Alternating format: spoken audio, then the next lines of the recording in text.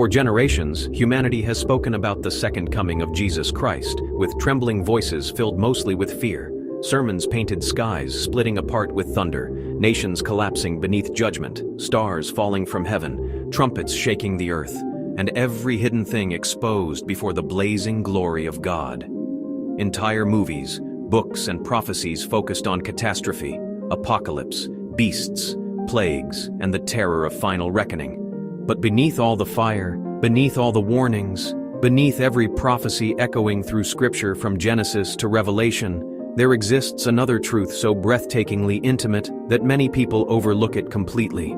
The second coming of Jesus Christ is not merely the return of a king. It is the wedding of the ages. It is heaven finally coming for its bride. From the very beginning, the Bible was never merely a collection of religious stories. It was a love story unfolding across eternity itself. A story about a holy God pursuing humanity despite rebellion, despite sin, despite betrayal, despite every generation wandering from Him repeatedly. Eden itself began with relationship. God, walking with humanity in the cool of the day. Intimacy before fear existed. Communion before shame entered the world. But after the fall, history became the long ache of separation, the cry of heaven, calling back to a lost creation that no longer fully understood who it belonged to. And through every covenant, every prophet, every sacrifice, every psalm, every wilderness season, and every promise whispered through Scripture, one message remained hidden beneath the surface, like a divine heartbeat. The bridegroom is coming back for his bride. That changes everything because suddenly the second coming is no longer merely about judgment. It becomes about reunion. Not merely the end of the world, but the fulfillment of a love story older than time itself. Earth often misunderstands the heart of God because humanity measures power differently than heaven does. Kings on earth conquer through force. Empires rise through violence. Nations dominate through fear. But Jesus entered history first, not riding a war horse, but born in a manger beneath ordinary stars. The creator of galaxies arrived wrapped in human flesh, allowing himself to be touched, rejected, mocked, betrayed, beaten, and crucified by the very people he came to save. Why? Because love always risks heartbreak. Love does not force surrender. Love invites it. And the cross itself was not merely execution. It was proposal. Blood became covenant. Nails became vows. Mercy became the ring extended toward humanity. The world saw weakness on Calvary. Heaven saw a bridegroom paying the ultimate price for his beloved. That is why Scripture repeatedly describes the church not merely as servants or followers, but as the bride of Christ. The language is intimate because God never desired cold religion alone. He desired union, relationship, communion deeper than ritual. Salvation was never merely about escaping hell. It was about restoring intimacy between heaven and humanity again. And all of history now moves toward one final wedding day. Imagine the emotional weight of that moment. For thousands of years, believers across generations have waded through suffering, persecution, heartbreak, temptation, confusion, and longing while holding on to one promise: He is coming again. The early church whispered it beneath Roman oppression. Martyrs believed it while flames surrounded them. Prisoners worshipped through chains, waiting for it. Grandmothers prayed for it through tears. Missionaries crossed oceans because of it.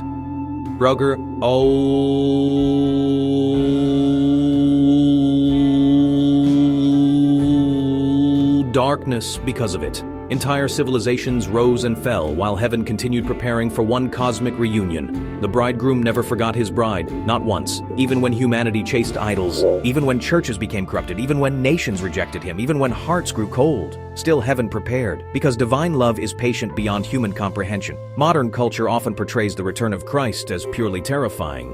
And certainly, Scripture speaks clearly about judgment, accountability, and the shaking of nations. But weddings contain intensity too. Every true wedding carries separation ending at last, anticipation exploding into fulfillment, longing transformed into embrace, tears becoming joy, two lives becoming fully united. And the return of Jesus will be the most emotionally overwhelming reunion creation has ever witnessed. The sky itself will become sanctuary. The atmosphere will tremble not merely with power, but with love fulfilled. The bridegroom returning in glory for those who waited faithfully through darkness. Think about weddings on earth for a moment. The music swells, guests rise to their feet. Time seems suspended as the doors open and love finally appears in full view. Hearts race, tears fall. Everything else disappears because the moment itself feels sacred beyond words. Now multiply that across eternity itself.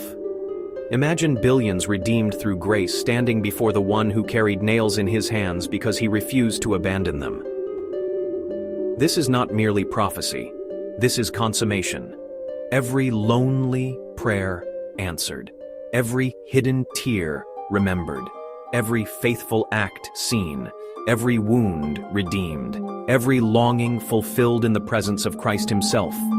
The world today lives in spiritual amnesia. Humanity searches endlessly for intimacy through relationships, sex, fame, wealth, validation, success, entertainment, addiction, and temporary pleasures because every soul secretly aches for union with its Creator, whether it recognizes that truth or not. Earthly romance itself only exists because it reflects something eternal. Human weddings are shadows of a greater reality heaven planned from the beginning. Why does love move people so deeply? Why do songs, poetry, and stories about reunion touch something ancient inside us? Because humanity was created for divine communion, and the second coming is heaven restoring that communion completely. When Jesus described himself as the bridegroom throughout Scripture, he was revealing far more than metaphor. Jewish wedding customs themselves prophetically foreshadowed his return. In ancient tradition, the bridegroom would leave to prepare a place for his bride after covenant was established. The bride waited faithfully, often not knowing the exact hour of his return. Then suddenly, with joyful announcement, the bridegroom would come to receive her and bring her into celebration. How astonishing that Jesus told his disciples, "I go to prepare a place for you." The language was intentional, because heaven thinks in covenant, and Christ does not abandon what belongs to him. The tragedy is that many people today fear the return of Jesus because they see him only as judge, while forgetting he is also bridegroom. They imagine wrath without understanding love. But perfect love transforms everything. The same king returning with authority is also the Lamb who bled willingly for his beloved. The same eyes blazing like fire in Revelation once wept outside Lazarus's tomb.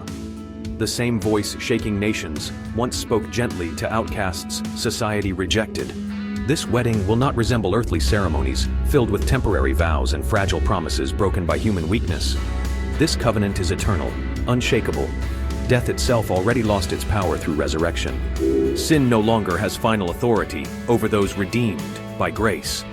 The grave was defeated because the bridegroom refused to let separation remain permanent forever. And somewhere right now, heaven is preparing. That thought alone feels overwhelming.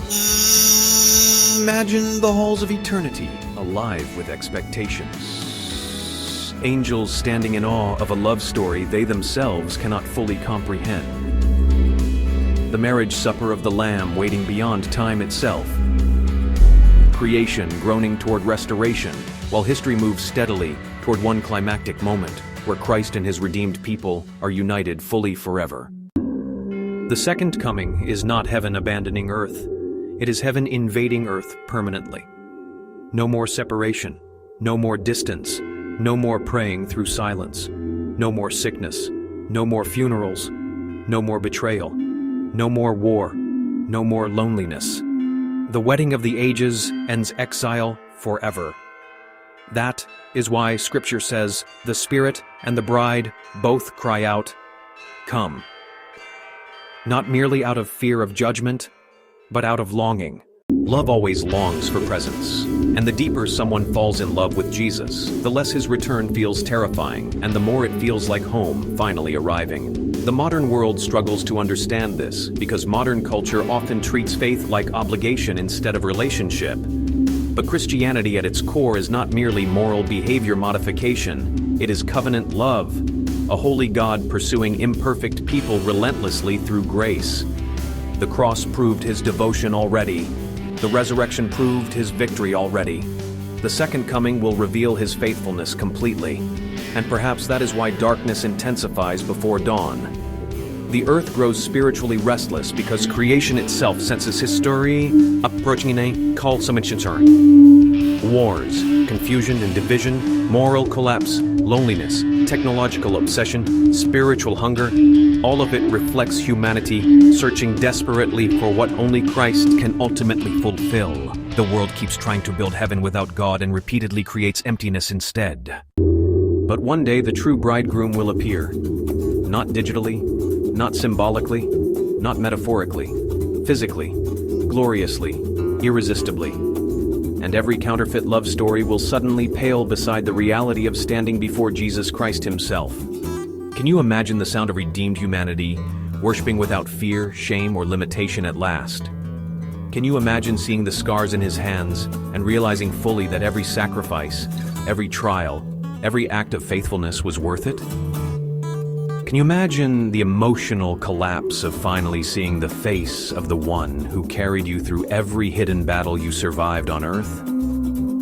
That moment will heal histories, generations, traumas, questions, every wound finally swallowed by perfect love. Bye. And the beauty of this wedding is that the invitation remains open now. The gospel itself is wedding invitation language. Whosoever will may come. The table is prepared. Grace extends outward continually. The bridegroom still calls to humanity through every sermon, every act of mercy, every whisper of conviction, every sunrise, every worship song, every moment someone feels eternity tugging quietly at their heart. Because Jesus does not merely want followers, he wants union. The wedding of the ages approaches slowly through history, but suddenly through fulfillment. One day ordinary life will continue as usual. People working, traveling, marrying, arguing, scrolling endlessly through distractions, chasing temporary things, while heaven stands on the edge of eternity ready for the greatest reunion creation has ever known. And then the trumpet will sound. Not merely announcing judgment, but announcing arrival. The bridegroom has come. At last.